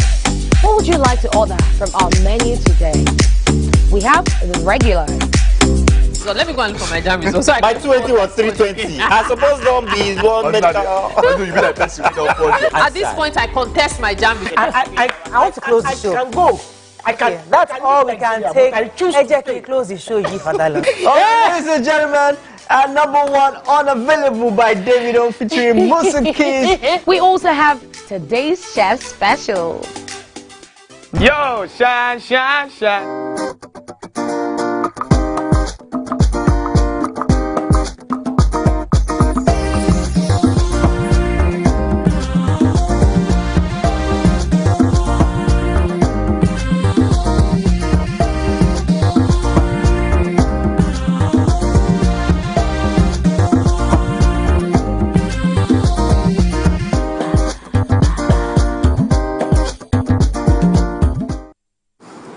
Thanks for staying with us. So we have with us a veteran Nigerian TV journalist and producer, Bimbo Oloyede. She will be talking to us about her new book, Command Your Stage, and just sharing with us some insights on how to be very successful in our industry. Welcome to the show. Thank you. Thank you very much. It's great to be here. We never do book reviews on our show. Like, the only person we've done it for, I think, was former Governor Fashola when his book came. You're the second person we're going to be actually discussing your book, because the truth is that, just that we don't usually do it, it's not our focus, but you're somebody that has a wealth of knowledge that we must tap into. So we are honored to have you here in our midst. Thank you very so much. much Thank you for joining us. So let's start with your book. And even when we talk a bit about your book, we're still going to talk about other areas. But Command Your Stage is such an instruction, very an instructive book to have, especially as a young media practitioner. Why do you think this is necessary? What exactly is the objective of this book? You know, yesterday I watched your program, and there was a young lady called, was it Zara? Yes. It is because of people like Zara, to start with, that this book was written. I watched all of you sitting, listening to her, enthralled by the way she spoke, by her eloquence. And if you saw the way she was confident, you felt it. It was something that was palpable through the screen, you know. So in the first instance, it's for young people, for people who understand the importance of being able to address audiences, for people who are in the corporate world, who are thinking about how to get to the next level. They will get information from here. And for people who have been speaking in public for years, will still be able to get some information from here, because what I've done is to put together quite a lot of my personal experiences on the field, okay, over the years. So I think there are bits and pieces for everyone. So for everyone. From what you're saying, your stage can be any stage. It doesn't necessarily have to be TV. You might need your oratory at any place, maybe your workplace as a business owner, or even as an employee trying to command something. Am I correct? Yes, you're right. You're right. Your stage can be any space that you operate in, any space that you want to control, any space that you want to make a positive contribution to, any space that requires impact. That is your stage. Yeah. Yeah. For people like us, like I watched you. I admired you. You were one of the best newscasters in those days. Oh, thank you. No lie there. You know, you were always so well put together. Your diction. I would just like to ask you to advise us, give us, because we now in Nigeria, our English, instead of thee, we say D. Instead of then, we say den. Instead of this, we say that. Let me tap into YK's question. Let me tap into YK's question. Like, is there a Nigerian English we should accept? Because yes, there are those who have learned the proper English and they can speak it. Others didn't, but they're able to articulate their thoughts and they can communicate. So going back to what YK is saying, is that is there a Nigerian or acceptable way of communication that, regardless of how your speech is, you should still be able to? Is it acceptable?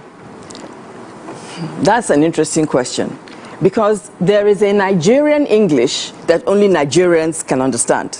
Okay?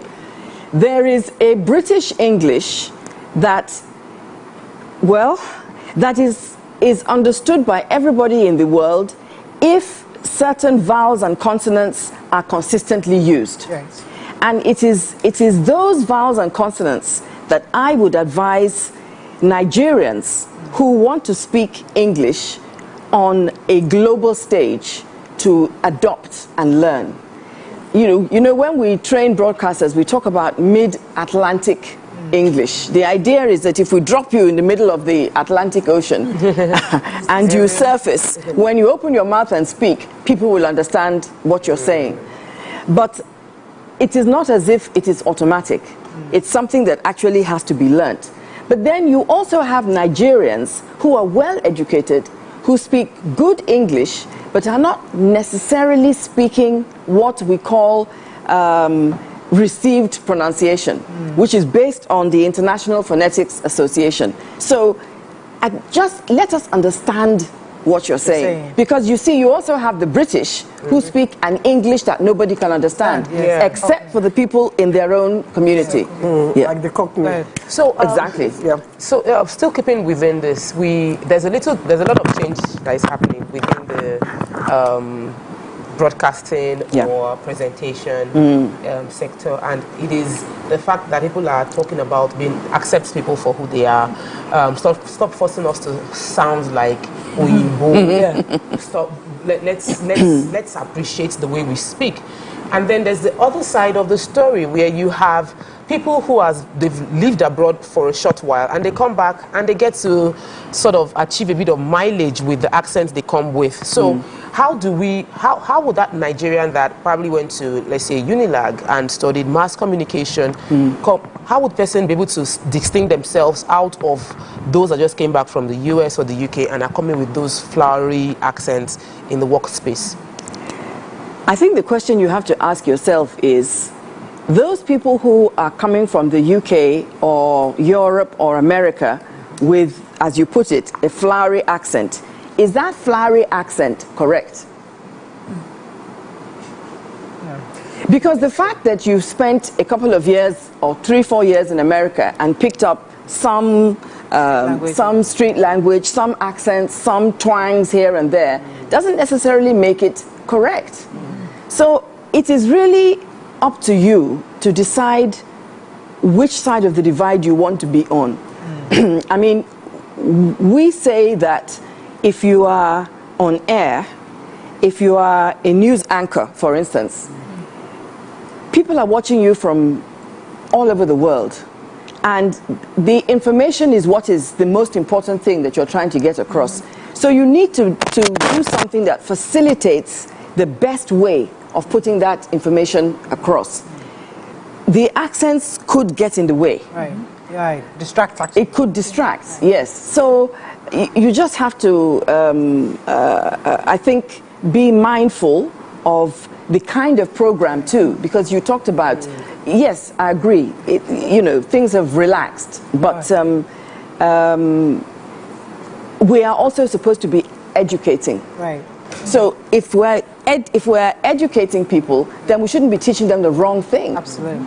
Okay, let's move on to the 100 million naira cancer fund that you tried to launch at your 70th birthday. Tell us a bit about that, because that was rather important. Well, yes, it is important. When I was approaching my 70th birthday, I tried to think about something that I could do that would be meaningful. Right.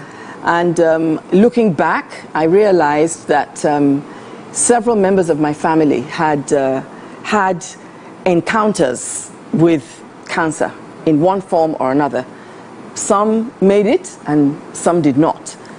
But I felt that with the experiences that I've had and the assistance that I received when I was going through some of those experiences with members of my family, I felt that it would be nice to do something to also assist others who may be going through that same experience.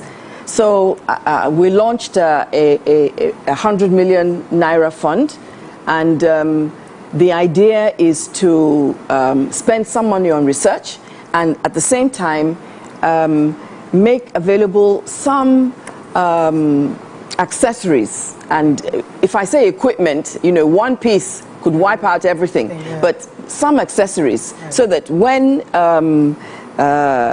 patients are being treated in public hospitals, some of these accessories are available to all of them. So there's no discrimination. It's not handing out money. It is making these equipments or accessories available. That's very commendable. Yeah. How is that going to? Go ahead, Raiki.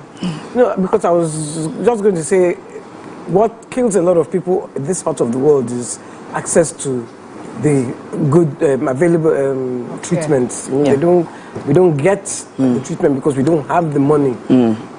So how is that going so far? Have you had any activities? I must confess that it's been tougher than I thought. It has also been really time-consuming. So even though we have a committee, a publicity committee, which is chaired by the MD of WFM, Mrs.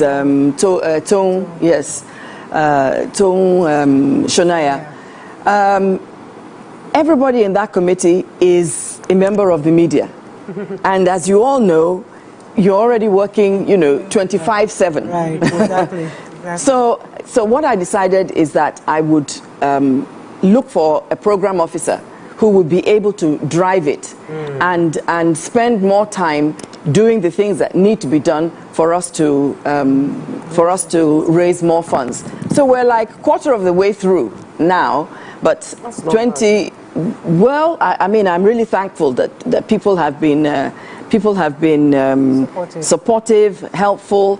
There are a few pledges that still have not been redeemed, but it's okay. We're moving in the right direction. Yeah.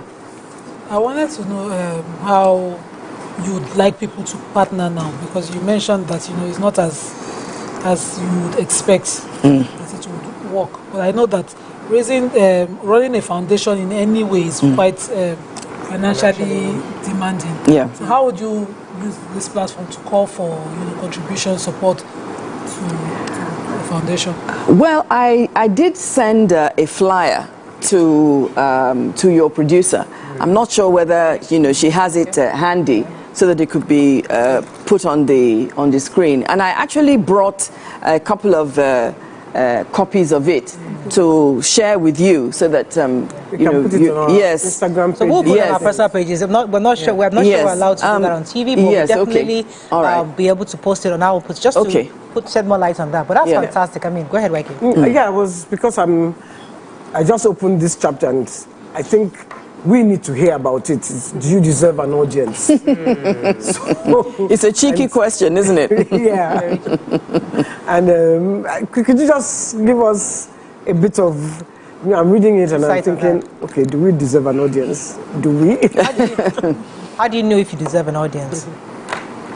I think it depends on the way on your attitude to that audience, the way you relate with them, how you prepare for them, the issue of not taking your audience for granted. Now, in a program like this, you don't just sit here and start talking. There is a plan. You have a producer. And as presenters, you work together to come up with something that, that will make sense and will make impact.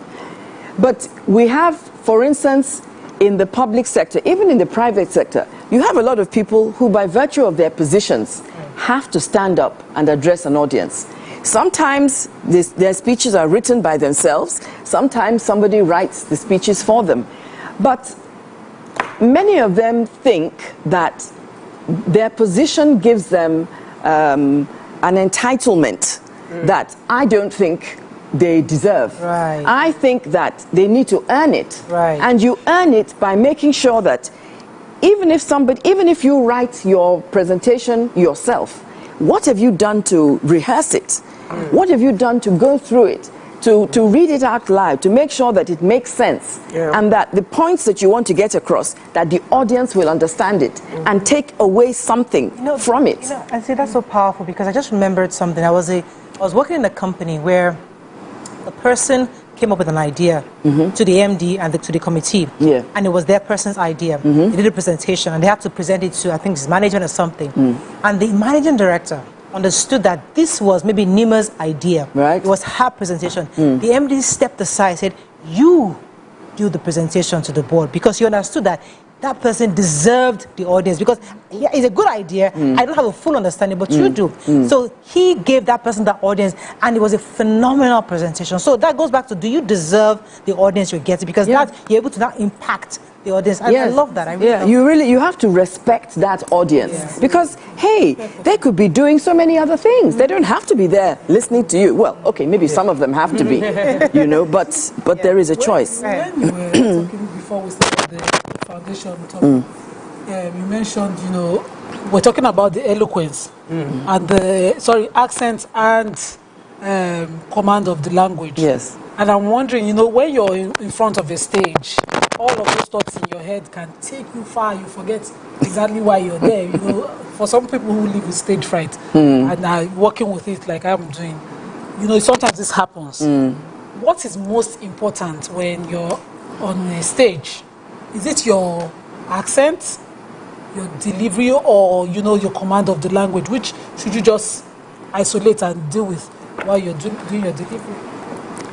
I'm not sure that you can isolate one. I think it's a combination of all those things that you've mentioned. Accent, yes, a little bit. The language is very important.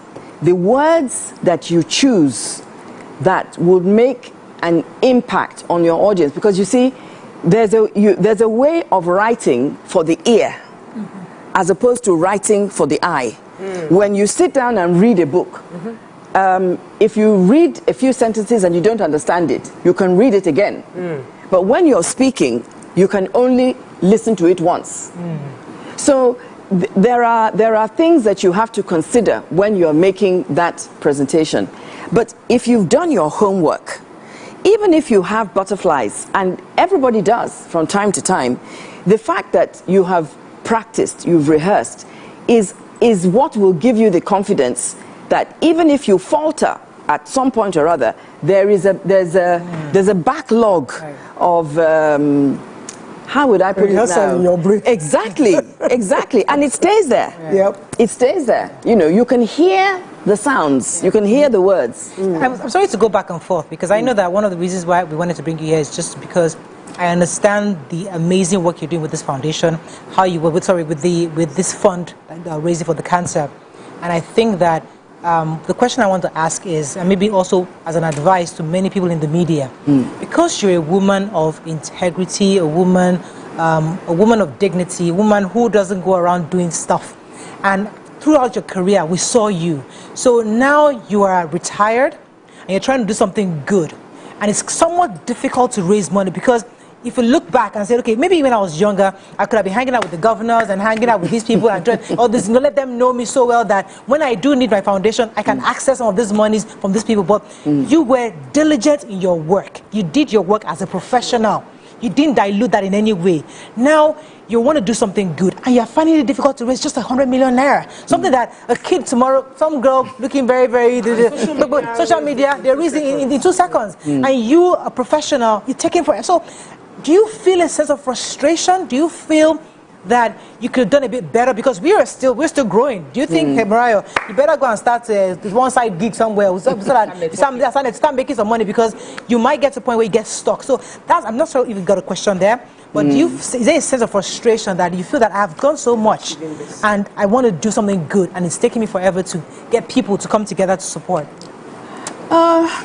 No, actually, I don't feel frustrated. Okay. What I feel is that because of some of the other things that I do, and I suppose having reached a certain age, I may not have as much energy as I had 10, 15 years ago. Right. And so the time that is needed to push this is really not available to me. Gotcha. Which is why I said it's better for me to get somebody who will, work along with me on a permanent basis, so that we can get better results.